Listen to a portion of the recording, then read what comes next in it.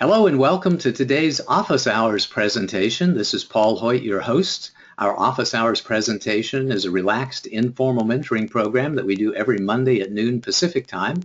All these recordings, slides, and exercises are archived in our members area, and all the recordings are currently available on my YouTube channel at youtube.com/user/Paul Hoyt. The reason we do these is because being a successful business owner can be a great experience, but I also know that it's tough. You need education, training, tools, and teamwork in order to be successful, and we want you to get to know us because when you do get to know us, you will know that first and most importantly, we care about you. We want you to be successful in every area of your life, whatever that means to you. We want you to find the greatness, the happiness, and the divinity within yourself and remember it and embrace it and live it every single day as we try to do. Our passion is to increase the survival rate, accelerate the growth rate, and reduce the struggle rate of businesses in America. And our vision is to help millions of CEOs and entrepreneurs accelerate their business growth and enjoy greater harmony and balance in their lives. If you find these office hours presentations to be beneficial, I encourage you to pass the word along. Talk to your fellow CEOs, entrepreneurs, business owners, and share with them what we think is an incredibly valuable resource that's available on YouTube and on our Tribe portal. The difference, by the way, is when you sign up for the Tribe portal, as certainly every one of you have done so far, that you get access to the slides of the presentation and the exercises and a lot more information that's just available for free on our YouTube channel. So as you encourage people to take advantage of what we have to offer, I would also encourage you to encourage them to go to paulhoyt.com and sign up for the Awakened CEO community. Our office hours agenda is usually the same. We have an in-depth discussion of a business success principle. I offer some closing remarks, some special offers, and an invitation for next week's session, and then we go into open Q&A and coaching. So as you are listening to the presentation today, take out a pen or a pencil and a piece of paper or type into the question log within GoToWebinar any questions or discussion topics that you would like for us to address. We usually like to talk about topics and questions related to the subject matter of the day, but if you've got something that's burning and that you'd really like to talk about that's not related, you're welcome to ask those questions as well. And I encourage you to join us online in social media in the Awakened CEO communities on both LinkedIn and Facebook, where 4 times a week I publish the business success principle of the day, and every single day on Facebook I publish the energy of the day posting. I think I published number 746 today, so that's over 2 years of every single morning, first thing I get up in the morning, and try to say something insightful, inspiring, encouraging, motivating to people in the Awakened CEO communities. Today's topic is getting stuff done, the keys to massive productivity. As always, I try to relate the subject matter of the day to one or more of the key performance areas of success, and this one is really about leadership. And it's your responsibility as leader of your company, whether you consider yourself to be a CEO, an entrepreneur, a manager, or a business owner, whatever title that you put to that. If you're the one at the top, it's your responsibility to make sure that everything gets done at the company, and that's purely a function of leadership. But really, when we talk about massive productivity, it impacts every single area of your business. You need to be productive as a leader, productive in sales, productive in delivery, productive in marketing, financial management, product development, and customer service, and operations and administration in all of the different areas of your business. So this particular presentation today, we hope, will increase your productivity in all of those areas and help you make more money and have more fun. We always also try to relate the subject matter of the day to one of the levels of performance, or one or more of them, in the Awakened CEO system, which is a balanced and comprehensive approach to business growth on a lot of different levels. And being productive is related to all 3 of those different levels. Being productive is a little bit of your mindset. It's a whole bunch of your methods, and the entire purpose is to establish and increase your momentum over time. So today we're going to talk about how hot of a topic being productive is. We're going to talk about 3 different aspects of getting stuff done and define some terms for you. And then we're going to talk about 10 different ways of increasing your productivity. And when we're finished, we're going to sum it all up to the bottom line and then go into our Q&A portion of today's webinar. So this is an extremely hot topic. I searched Amazon, and this is Amazon. This isn't Google. If you search Google for time management, you're going to get millions and millions of web pages out there that have that as a keyword in some way. So I searched Amazon, which is just books and other products related to time management, and got nearly 100,000 different results. One of the most popular books of all time is David Allen's book in 2002 called Getting Things Done, The Art of Stress-Free Productivity. And it carries with it a lot of different subtitles, like being more productive, getting more done in less time, managing your schedule, and building great habits. And I think that's because most of us recognize as entrepreneurs that execution is absolutely vital.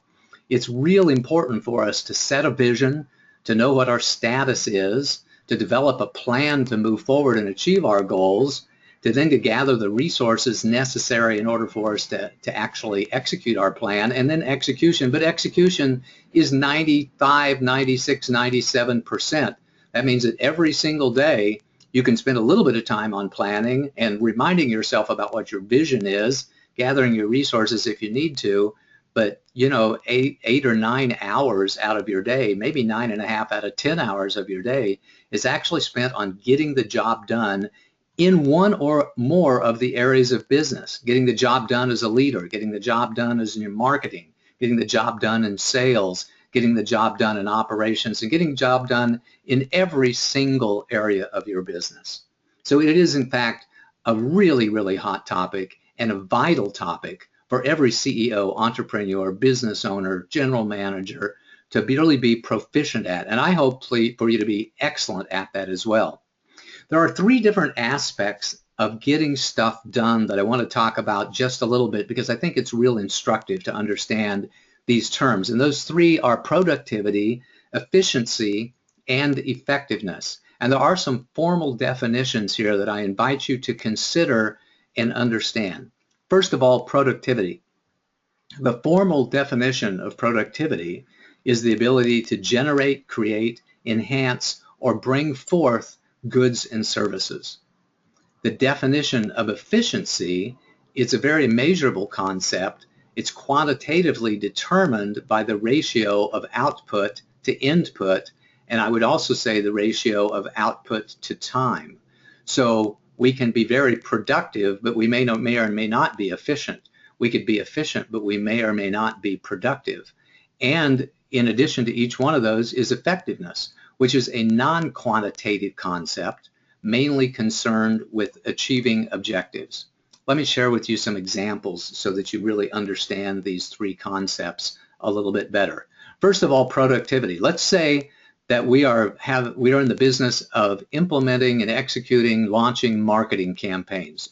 By definition, we're more productive if we execute 4 marketing campaigns a month instead of 3 marketing campaigns. We got more stuff done.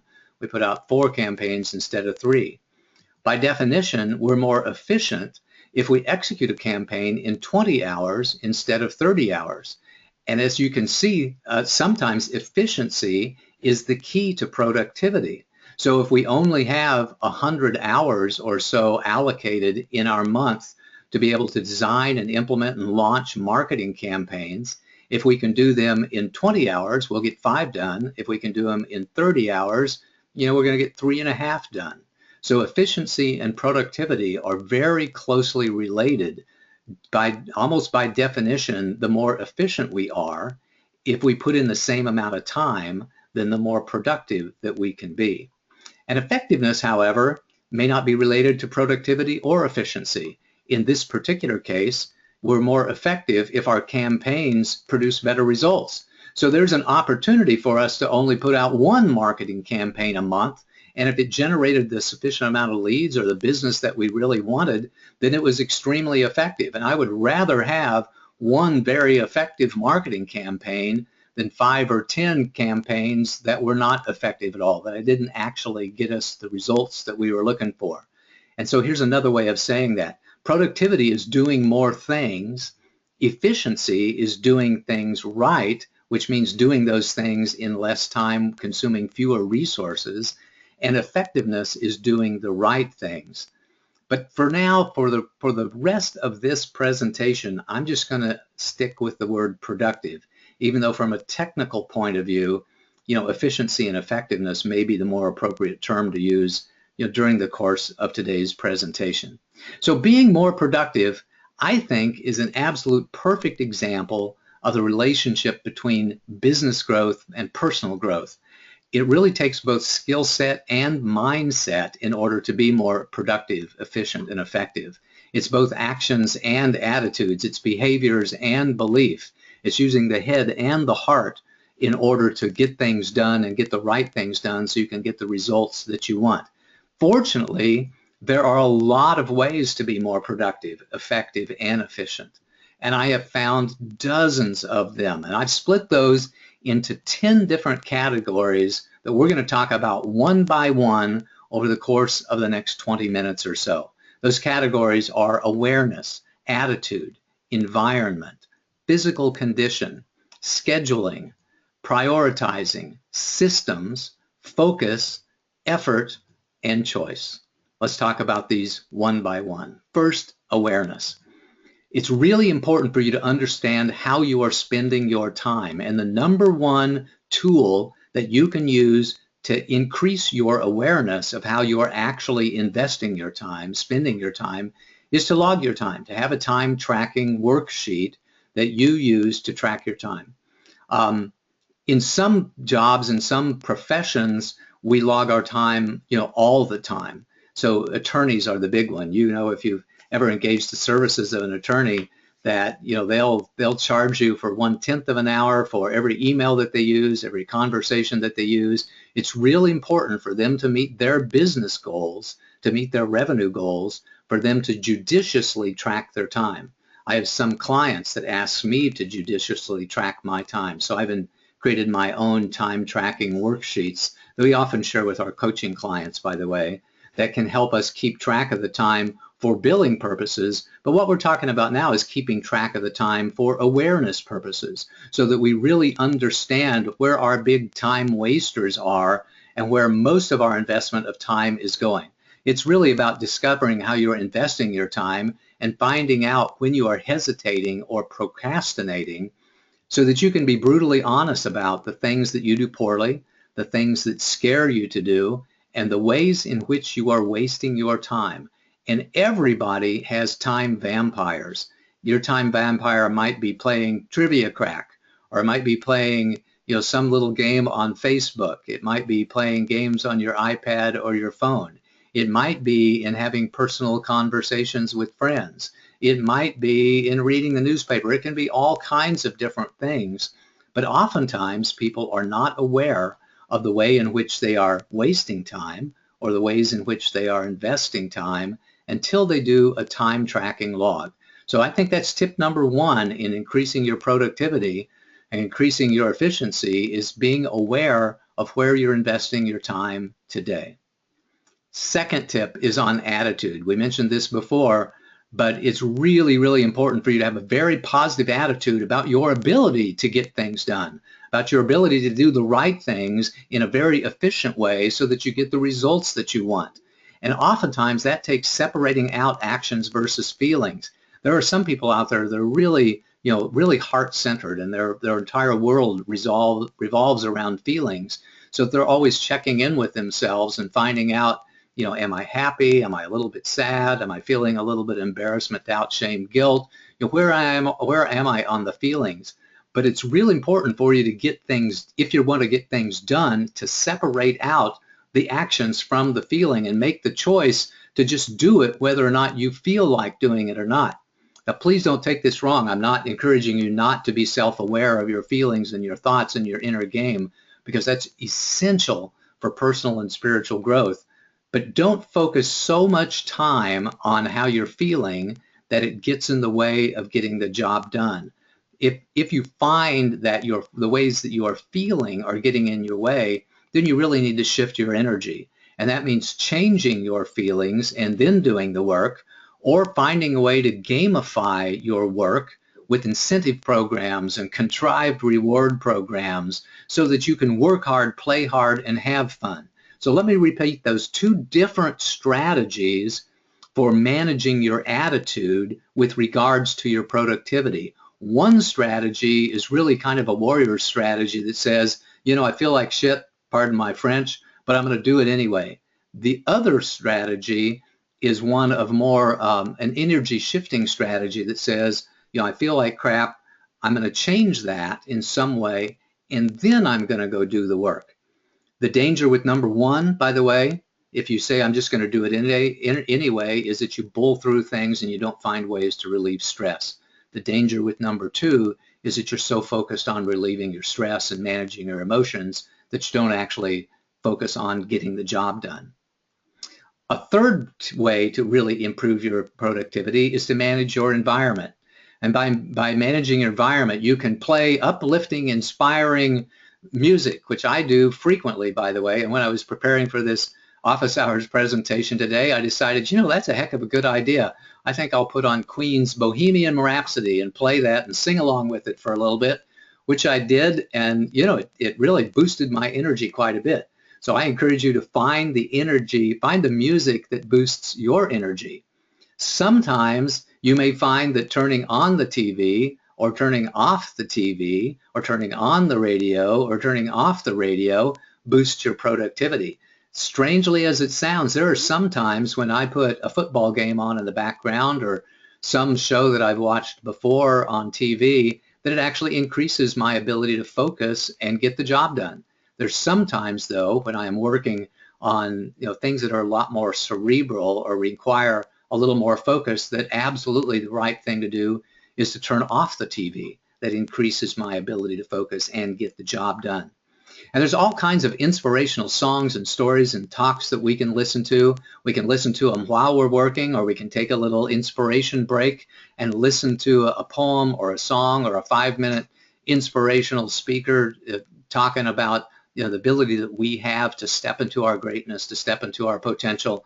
And that can be very helpful in your environment. And again, like I mentioned earlier, sometimes the right thing to do is just to shut things down, to close the door, to turn off the telephone, to turn off any sort of distraction so that you can focus.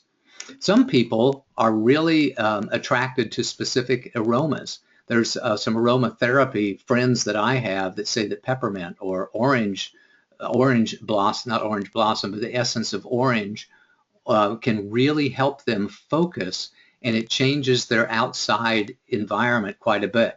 I've got some people that I know that make diffusers that allow you to constantly have the smells in the air that you find enhance your particular productivity. I find that lighting, either turning up the lights or turning down the lights, can impact my productivity and help me be more productive. And of course, ergonomics, and that means sitting right in your chair. If you're slumping in your chair, it by definition takes away from your physical energy. So find a way to have a chair that's at the right height, a keyboard that's at the right height, monitors that are at the right height, and manage your ergonomics. For some of you, that's going to mean raising or lowering your chair or your desk, and some of you may find it very, very advantageous to your productivity to have a standing desk. I've got several friends that have a standing desk, and I know people who at work have desks that raise and lower so that they can choose to sit at their desk for a while and then raise their desk for a while and stand at their desk for a while. And altering that environment is really helpful to them. This, by the way, is one of the most powerful ways of impacting your productivity, I believe, is managing the environment in which you are attempting to work and get the job done. Turning things on, turning things off, raising things up, putting things down, and just changing it so that you can be more productive. A big part of that, by the way, is your physical condition. So in addition to managing the outside world, we manage the way that we are responding to the outside world through managing our physical condition. Hydration is really, really important. There's been studies done that say that, if you are dehydrated, you simply cannot think as fast and work as fast. So it's really important for you to make sure that, every hour, hour and a half or so that you're getting a tall glass of water. and you're consuming it during the day to make sure that you're hydrated so that your brain actually functions better than it does when you're dehydrated. And I recommend a judicious use of caffeine. For some of you, that's going to mean 4 or 5 very stiff cups of coffee in the morning because your body doesn't respond very well, or you're not very sensitive to caffeine. I, on the other hand, am extremely sensitive to caffeine, and I find that if I have a cup of real coffee, or about a half a cup of real coffee, because that's about all the further I get into it, I start bouncing off the walls, and it really takes away from my productivity because it just makes me zing like crazy. So I really like a very judicious use of caffeine, which means just a little bit of caffeine throughout the day. 80% decaf, 20% regular coffee. 80% diet, caffeine-free Diet Coke, and 20% regular Diet Coke. I also find, by the way, that my body is much more sensitive to the caffeine that's in coffee than it is to the caffeine that's in any sort of soft drink product. So you figure out what's right for you. You may be a person that says, I am most productive when I don't have any caffeine at all because it lowers my stress and allows my natural physical condition to be able to help me be more productive. Or you may find one of those people that needs 5 cups of coffee in the morning and another couple ones at 10 o'clock, and 2 or 3 cups of coffee at 3 or 4 o'clock in the afternoon. Or we spend the day drinking Diet Cokes, whatever. You got to figure it out for yourself, and I encourage you to do so. Snacks can be very helpful. Blood sugar raises and lowers during the day, and some people are more sensitive to changes in blood sugar than other people. If people are diabetic or pre-diabetic or near diabetic in some way, they become very, very sensitive to their own productivity, their ability to focus, their ability to have higher emotional intelligence, deal with the stressors in their business, just by having periodic snacks. You can also do breathing exercises. If you find yourself to be stressed, just a really quick big breath in and a big breath out can be very helpful, or taking a few minutes out to do some breathing exercises and lower your stress, reinvigorate your body, can be very helpful. And exercise, which is very closely related to that, but in the short term and in the long term can be helpful. So short term means getting up and walking around for just a few minutes, maybe clapping your hands together, doing a little bit of exercises with your arms here and there. And long term, of course, I'm a big fan of exercise programs, vigorous exercise programs, 3, 4, 5 days a week, for some of you 7 days a week, exercise program to help you maintain an optimal physical condition, which will really, really increase your productivity. And I'm a big fan of re-energizing breaks. I'm a big fan of taking a break periodically, and maybe it involves all of these things. Maybe I put on a little bit of music, I grab myself an extra cup of water, or maybe a little bit of caffeinated beverage of some kind.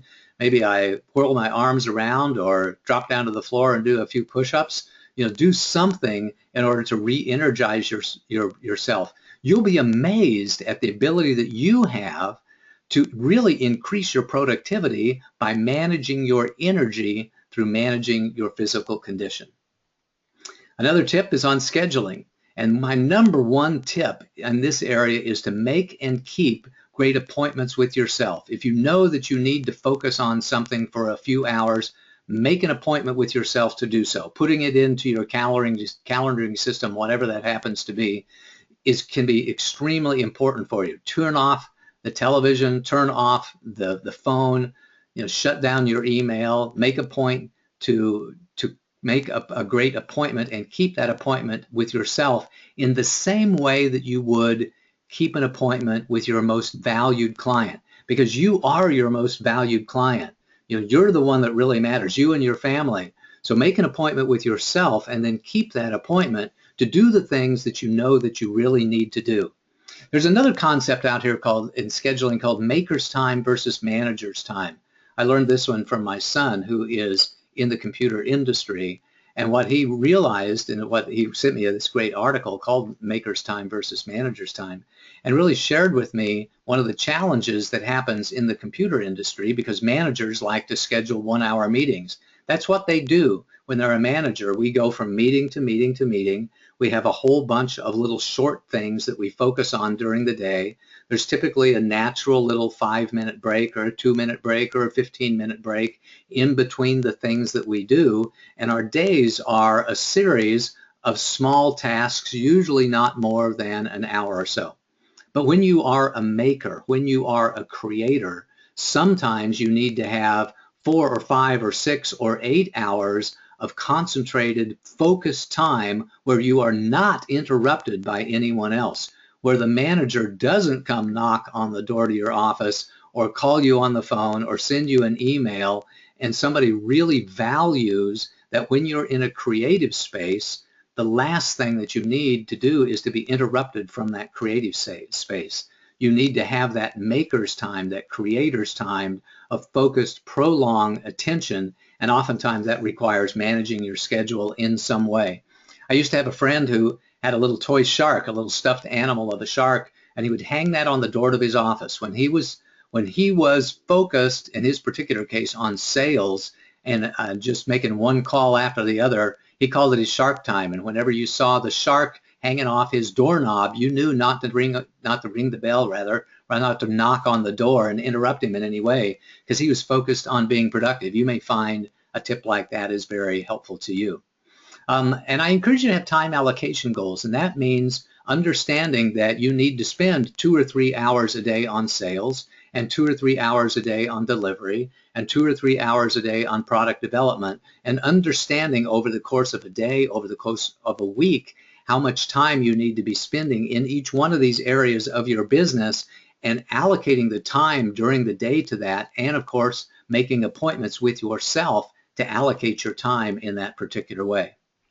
When those things, different tasks come to you, it's essential to productivity to be a master at prioritizing the tasks that sit in front of you, to organize those tasks into categories such as the ones that you absolutely have to do, that you must do today, those ones that you really should do today, because if you don't do them today, it becomes a must do for tomorrow or could become a problem over time, and then understanding which ones you could do today but are really not necessary.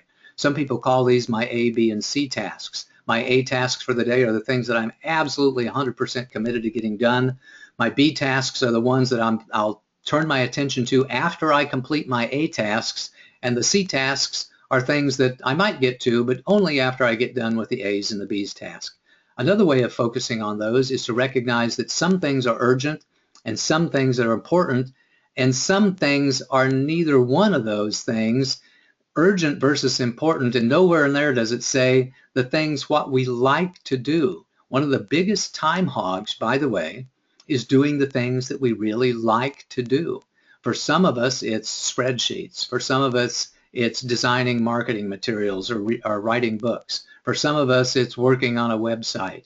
For some of us, it's sales, that we really love to do sales, but we really don't like to keep track of stuff. So we find ourselves doing the things that we like to do instead of the things that we need to do and should be doing, but that we just don't really like to do those things. Here's a really good matrix that came out of a book called First Things First by Covey and Merrill, published in 1994. And in this book, they talk about the urgent and the not urgent, and the important and the not important. In this particular case, the upper left-hand corner is the things that we really want to focus on. We want to focus on any times that we might have a crying baby or a fire in the kitchen. And sometimes we have urgent, important calls that have to be done right now. We can have important things, but they're not particularly urgent. Exercise, for example, we should do it 3 or 4 or 5 times a week, maybe a little bit every single day. But when during the day, is not that important. It's important long term that we focus on planning, but whether or not we plan right now at this minute or not, it may not be urgent, but it is important. And of course, the ones that really suck your time up are the ones that are neither urgent nor important, but are things that we like to do, just kind of trivial things like playing games and busy work and other types of time wasters like personal phone calls or other things that we catch ourselves doing during the day. So as you complete a time log and you think about the ways in which you are investing your time, you may think about classifying them into urgent versus important, and really make sure that you're focusing a considerable amount of your time every day working on the things that are both urgent and important, and the things that are not urgent but important, but not spending your time on things that are neither urgent nor important. I have other friends that go about the prioritizing in a different way, or this prioritizing is the next thing on our list here. So you organize your tasks, write down all of the tasks that you have to do into the must do, should do, and could do categories, into the urgent and important categories. And one last thing I wanted to share with you was the old adage says that if the first thing you do every single morning is bite the head off of a frog, then the rest of the day will go very well. Well, that's of course kind of a distasteful analogy, but I did find a friend once that was marvelously good at doing the toughest thing first. That the way that he liked to prioritize his day was he would take a look at the things that were on his task list, the top 10 or 12 things, and take the one that he really did not want to do, the thing that was the most difficult to do, or the thing that he was most uncomfortable doing, and he would do that first. He would suck up his warrior energy, step into that place of being courageous and daring and brave and bold, and do that thing which he did not want to do first thing in the morning, and then the rest of the day would go extremely well because of the incredible empowerment. Didn't have to worry about doing that because it was done. Sometimes that's having a tough conversation with an employee. Sometimes that's having a tough conversation with, the tax man, or, a client who's had an issue with you. But I encourage you to do that because it is extremely empowering for you to eliminate the hesitation and the procrastination and jump in and bite the head off of that frog, to do that thing which you are hesitating to do. First thing, do it right now so that you get it out of the way, and then you can move on to the things that are both urgent and important, but are perhaps a little more joyful to do. I encourage you also to have time tracking systems in place. You need to have that task list. We've mentioned that a couple of times, but find a way to generate your task list. Some people do it on a piece of paper. They like every single morning to write down the things that were left over from yesterday, and then write down the next 10 or 12 or 20 things that they need to get done today. Other people like to have it electronically on a spreadsheet or a Word document of some kind, so that they can restructure it, reorder it, reprioritize it, from time to time using the power of digital technology. One of the reasons we like to write things down is because we can scratch things off the list. And I think it's really meaningful. I actually feel something, in the base of my soul when I'm able to write things down and scratch things off a list. So that may be a system that works extremely well for you. And you may find, like some of the people I've talked to, that changing systems over the time is really important. For me personally, changing systems is very important for me to have a hybrid system. And sometimes I'm keeping track of the things I need to do with a spreadsheet. Sometimes I'm keeping track of things I need to do, on a 8.5 by 11 pad or a sheet of paper. And I think mixing those things up can be very important. Some people are blessed to where they can put one system in place and that system will work for them forever. But other people, like me, need to change out systems every once in a while, and I encourage you to do that. I'm a big fan of the top 3. So that means finding the top 3 things that you need to do right now and focus on them. In fact, one of the things that I do for my own hybrid system is I keep track of all of my tasks on a spreadsheet.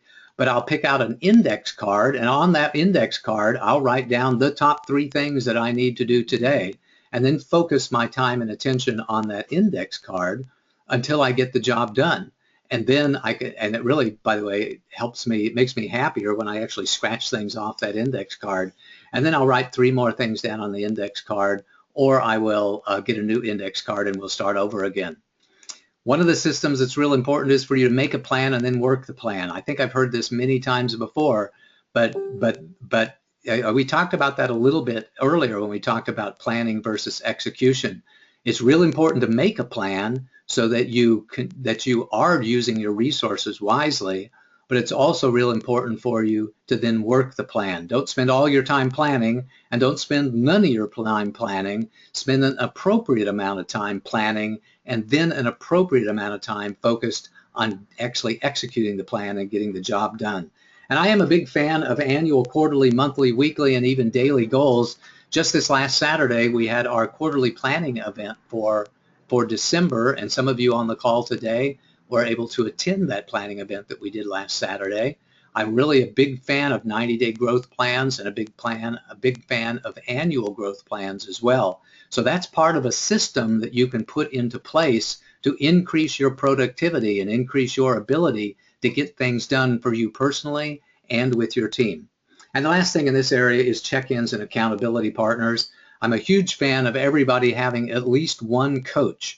And if you need to have an accountability partner every single week, somebody in your team, somebody at your company, somebody outside your company, who you know is going to ask you whether or not you got the things done that you committed to getting done every single time that you talk to them, that can be very, very beneficial. I know as experienced and as focused and as productive and as capable as I am, I still find great value in having an accountability source.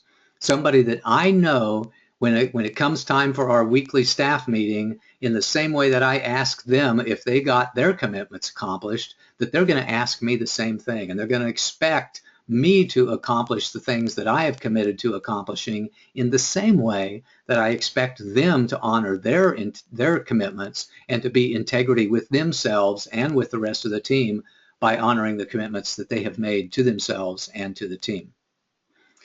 Sometimes it's real important for us just to focus, focus, focus. And when I say focus, I mean focus on keeping the vision and remembering the why, remembering why we're doing this in the first darn place.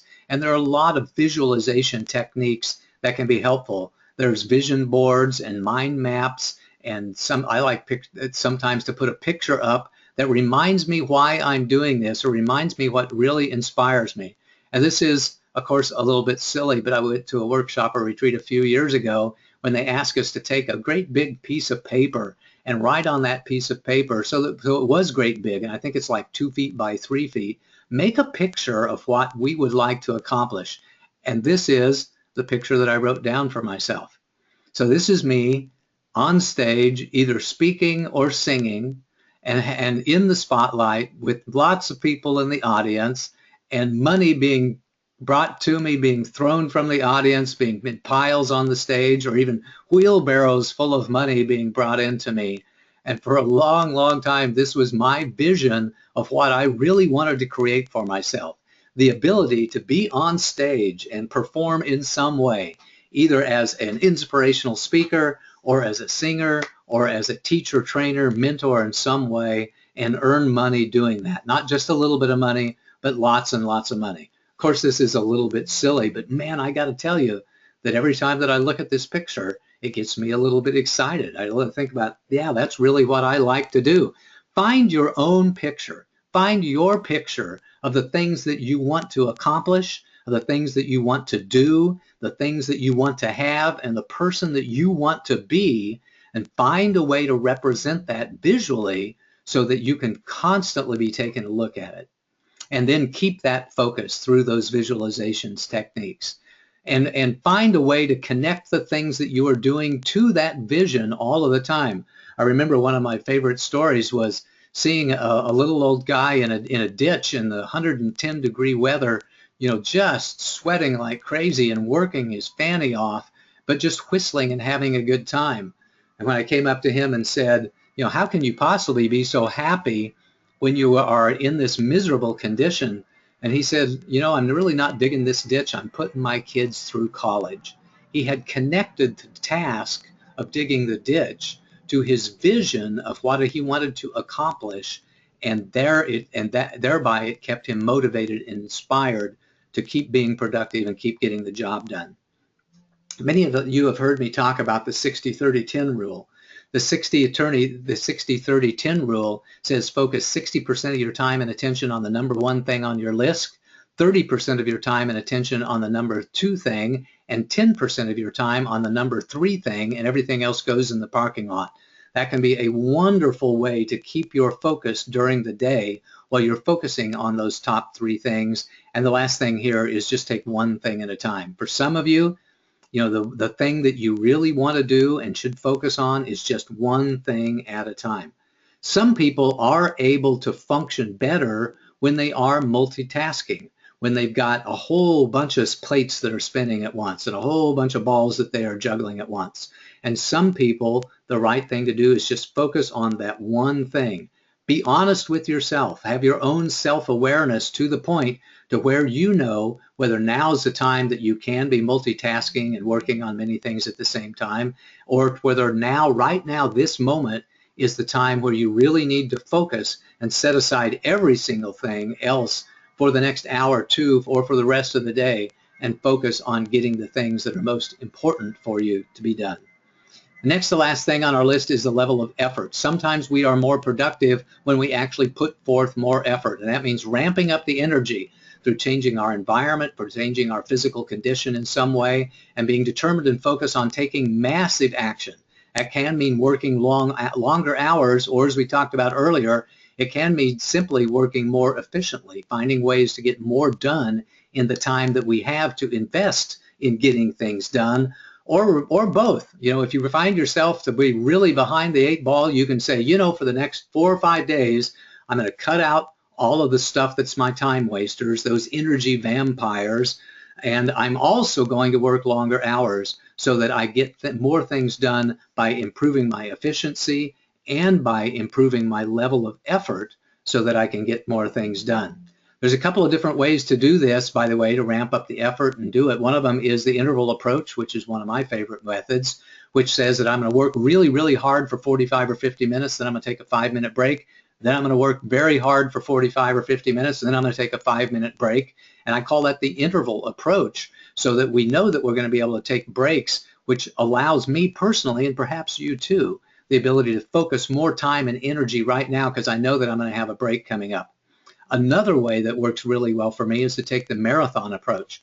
And the marathon approach says that today will be a marathon. I'm going to work 12 hours a day, and I'm going to recognize that I can't put forth a tremendous amount of sprinting activity in the first few hours a day. I need to take it easy to conserve my energy to begin to work at a pace that I know that I am comfortable sustaining throughout the day, much like one decides to run a marathon. When you decide to run a marathon, believe me, you don't take out at a dead sprint, because if you do, you're going to run out of energy. You're going to fall yourself. You're going to get into that anaerobic mode, and you're going to have to slow down.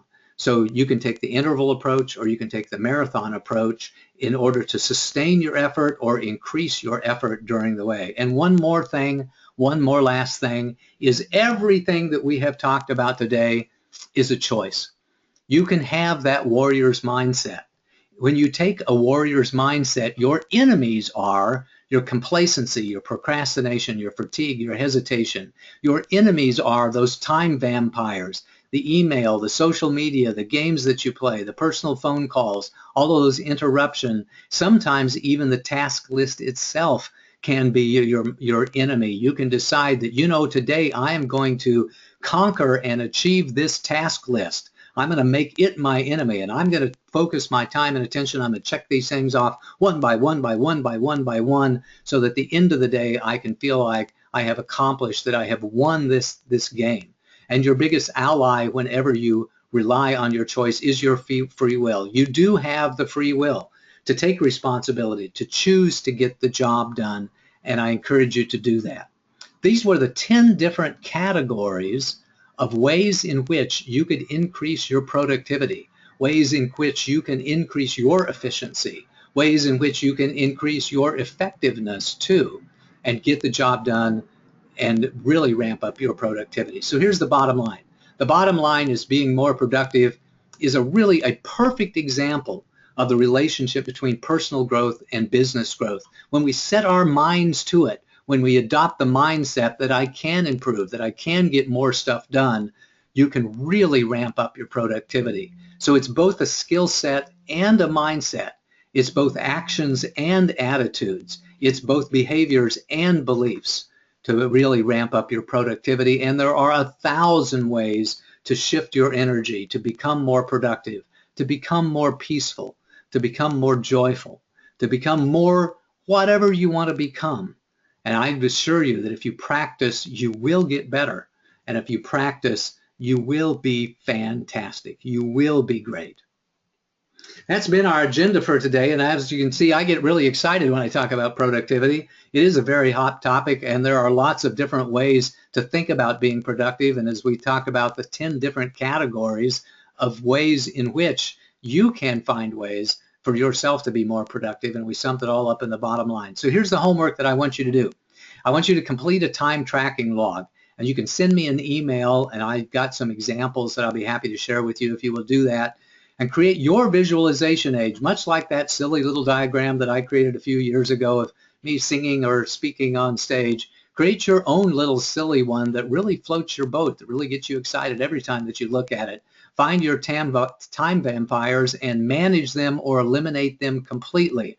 And by the way, I'm not suggesting that you totally stop playing a little game every now and then, or totally stop having a personal phone call every now and then.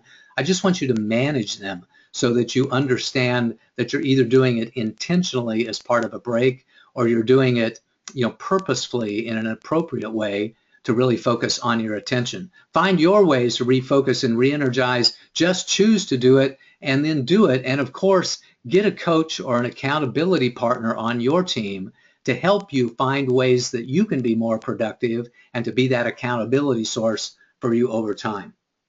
We're going to have open questions and answers here in just a little bit. I didn't realize that this was such a long presentation, but man, I got excited about delivering it. In just a minute, we're going to have comments and questions on the subject matter of the day and then any other issues that you want to talk about. Tell me what your biggest takeaways are and what insights that you gained from this presentation, and tell us what you're going to focus on. Here at the Hoyt Management Group, we have a wide variety of support services. In some cases, we teach you, educate you, and help you do it for yourself. In some cases, we do it with you. We help you write business plans, financial models, develop sales scripts, develop marketing programs. And in some cases, we actually do it for you, that you can throw it over the wall and rely on us doing the job for you and then coming back to you when we've actually completed it. Our next office hours is on December 14th, 1 week from today. I haven't decided what I'm going to talk about yet.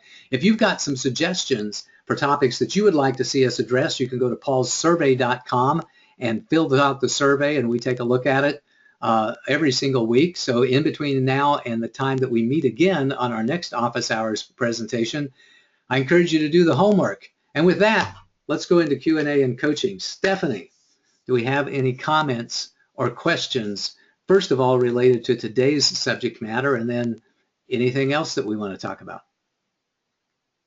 Yes, we got a couple of questions and comments from our listeners. Let's get the first one. Okay. I have been told that the criteria for must-do tasks are only the ones that make you money. What would be your definition or criteria for those must-dos? I really like the focus on doing the things that make you money, and that means doing the sales-related tasks, the marketing-related tasks, the leadership tasks that are directly related to making money. And there's sometimes that I've given this advice to others, and sometimes in the life of my business, for the right thing to do right now was to eliminate everything that didn't have to do with getting cash in the door right now today. So getting cash in the door is not necessarily money-making tasks. So for example, getting cash in the door might be sending out the invoices at the end of the month, invoicing all your customers in a timely manner. It might be making those collection calls. It might be, doing other things which increase the cash. It might be asking somebody to invest in your business. It might be talking to a banker about a loan. There's a lot of different ways to get cash in the business that are cash generating, but not necessarily income producing, if you get the meaning in between the two of those. But those are not the most important things. Or they may not be the most important things for you to do right now today. If, for example, you're way far behind on doing the books, that you're way far behind on having those critical conversations with people on your team, the most important thing for you to do right now today is to focus time and energy on doing that which is very urgent and which is very, very important, and that may or may not be directly related to the money-making activities. So I'm a big fan of focusing, a lot of your time and attention, 60%, 70%, 80% of your time and attention on those money-making tasks, on those cash-generating tasks. But I also recognize that one of the big challenges of business is that we also need to focus time on the other areas of business. You need to focus time on customer service and focus time on getting the job done in operations and focus time on leadership related activity, that we just can't focus all of our time on sales and delivery, even though I think that focusing a majority of your time, 60, 70% of your time on sales and delivery is usually the right thing for most businesses to do. Hopefully that made sense to you and was helpful. Stephanie, next comment, next question. What was the online checklist system you mentioned? It looks like you were talking to her during one of your coaching sessions. I was talking to you about my employee that has checklists, and I don't always know if she gets the daily jobs done. Does that make sense, Paul? Yeah, it makes a lot of sense. So one of the things that I do for my clients is I use Google Docs, mostly because it's free and it's collaborative. And I use Google Docs in order to create either a daily checklist or a monthly checklist. So as many of you know, one of the things that I do for my clients is operate as a part-time CFO. And one of my responsibilities then is to have a monthly checklist for each one of my clients and to go down that checklist and make sure the bookkeeper or the CEO or whoever is responsible for getting a task done is actually focusing their time and attention in order to get the task done. Because we have these goals of, is completing the end of the month activities by like the 5th or 7th working day of the month. So I use Google Docs, and in Google Docs we have an end of the month checklist that I can update and look at whenever I want, or somebody else can look at and update whenever they want. It's secure in the sense that only people who are invited to review the doc or update the doc can actually have access to the doc. So I encourage you to do that. And by the way, instead of using the document capability of Google Docs, I use the spreadsheet capability, because anytime that I'm working with something that's suited to rows and columns, as typically checklists are, the spreadsheet becomes is an easier tool to work with than is just a document of sorts. And I say the word Word document. Of course, it's a Google document, not a Word document. So that's what I use. And I'll be happy, by the way, for any of you that are current clients to send you and share with you examples of a monthly checklist or even a daily checklist that you might use for your staff. In a long time ago, when I was a CIO at a manufacturing company in 1985, 1986, so lordy goodness, that was 30 years ago. 30 years ago, before the age of the internet, and even before everybody really had a personal computer on their desk and we were able to share things in the way that we were sharing things, I ran a data center, and at data center we had monthly checklists and we had daily checklists, and we went to the copying machine, and every single day we made a copy of the daily checklist and we put it in our operations binder that was in the data center, and it was the responsibility of the operations team to look at that checklist, and they would write down the date and the time that they got that particular job done. And every single day I would come in at the end of the shift and we'd have a conversation about, was there anything that didn't get done on first shift that needed to get done on second shift? And it became our primary communication tool in between the people on first shift, second shift, and third shift to make sure that everything that needed to get done every single day was getting done. And that was a physical checklist that we used primarily because we didn't have any such thing as an electronic checklist. But today I prefer electronic checklists, especially when we got virtual teams and somebody's in Florida and somebody's in Oregon and somebody's in California. The right way for us to communicate on the jobs that need to get done and who's doing the job and whether or not a job's been accomplished is through a virtual online checklist. And my preferred tool today is a Google spreadsheet. Hopefully that was helpful to you. I do have 12:57. I'm willing to stay on a few minutes afterwards, especially because this was like a 45-minute presentation. They're usually about 30 minutes.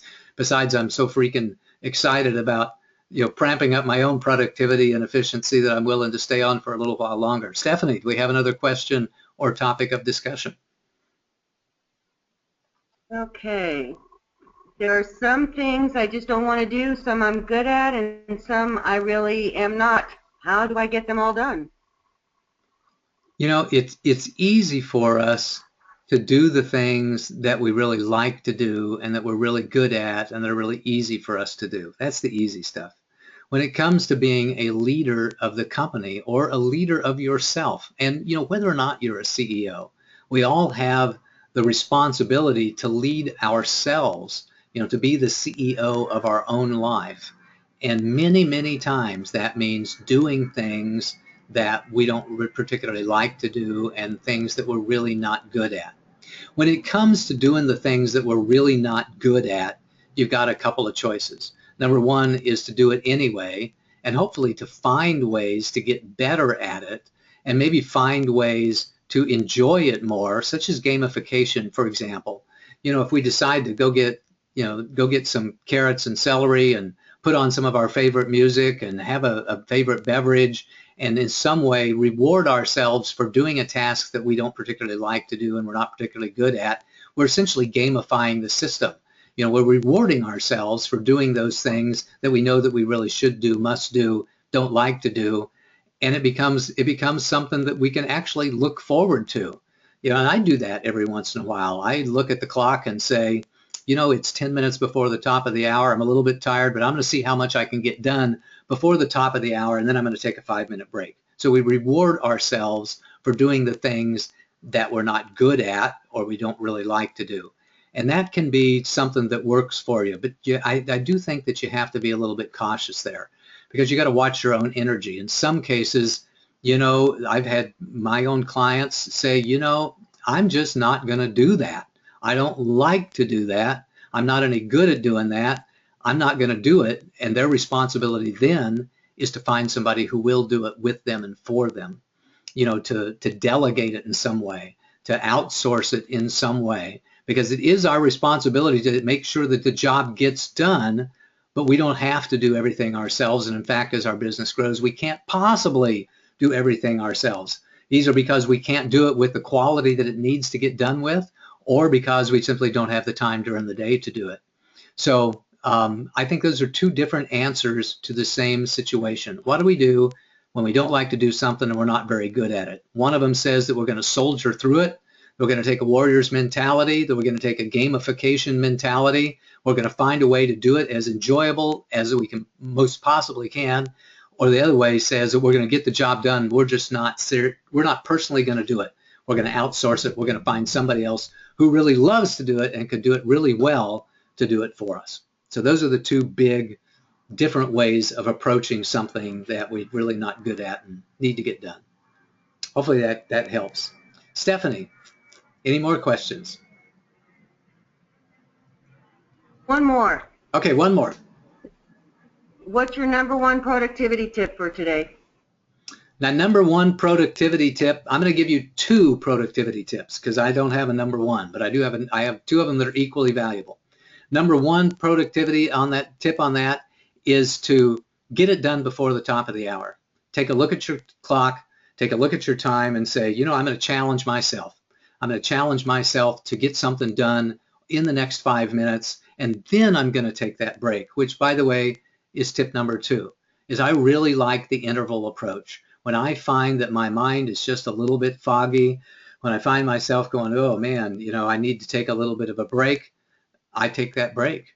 Sometimes I challenge myself to say, okay, I'm going to do something really productive for the next 5 or 10 minutes, and then I'm going to take the break. And honestly, sometimes I go, phew, I'm just going to take a break right now. And sometimes, by the way, that break is as simple as taking 3 deep breaths. Sometimes that break is as simple as just standing up and walking around for 2 or 3 minutes. It's remarkable what a shift in physical condition can do to help my brain refocus, and probably yours too, and to give us just that little bit of more boost of energy and focus so that we can get that job done. So let me put both of those, in the same category as being extremely valuable number one tips. Number one is challenge yourself, find a way to gamify the work that you're doing to get something done in the next 5 or 10 minutes, maybe something that you didn't want to do, but to see how fast you can get through that job that you didn't really like to do can work wonders to take that warrior's mentality, that warrior's mindset, and be courageous and be daring and bold and challenge yourself to get it done in a very short period of time. The other way is the nurturing mindset. The nurturing mindset says that, I'm going to take care of myself. I'm going to find a way to take a little break for 5 minutes. I'm going to take a breath. I'm going to shift my energy. I'm going to put on some soothing music. And I'm going to find a way to restore my brain to working the way that I want my brain to work. I'm going to repair my energy, shift my energy so that I can get the job done better when I come back in 5 minutes or 10 minutes. Just a word of caution, don't make that break a 2-hour break. Make that break a 5-minute break. Don't make that break, I'm going to take the rest of the day off. Make that break be, I'm going to take a few minutes off, and then I'm going to come back and do some more work, and then I'm going to take, the day off at a responsible time during the day. So hopefully that was helpful to you. Hopefully this entire presentation was helpful to you. I know I got darned excited in talking about the dozens of ways, hundreds of ways that you can use right now to ramp up your energy, to shift your energy so that you can become more productive, more efficient, and more effective in owning, running, and managing, leading your particular business. I invite you to do your homework, to let us know in some way, however you can, about the ways that you're going to be more productive yourself, and invite you to come back again next week and tune into our next office hours presentation, where we'll chat again about something of extreme value to you. And until we meet again, this is Paul Hoyt thanking Stephanie for all of her help today, thanking everyone who is listening to the call on the telephone or attended live, and wishing you a most marvelous and prosperous day. Bye-bye.